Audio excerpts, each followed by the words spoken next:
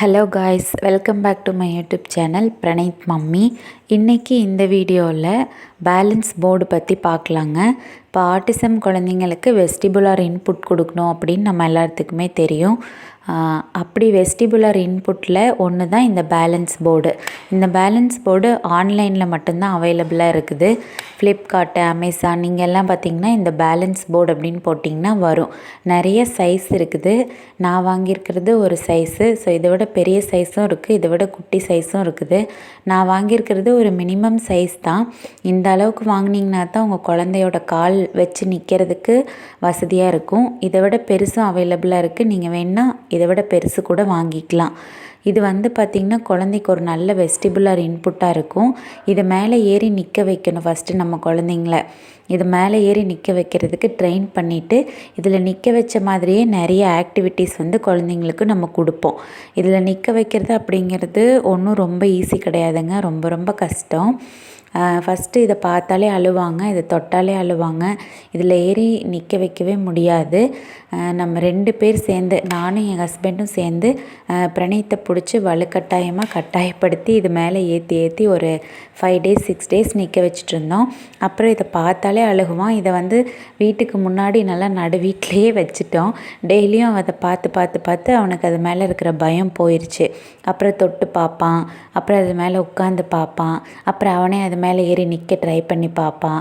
அதுக்கப்புறம் சரி ஓகே, இது அவனுக்கு நல்லா ஃப்ரெண்ட்லி ஆயிடுச்சு, பழகிடுச்சு அப்படின்ன உடனே நான் சேர் போட்டு உட்காந்துட்டு அவனை நல்லா இறுக்கி பிடிச்சிட்டு இது மேலே ஏற்றி நிற்க வைப்பேன்.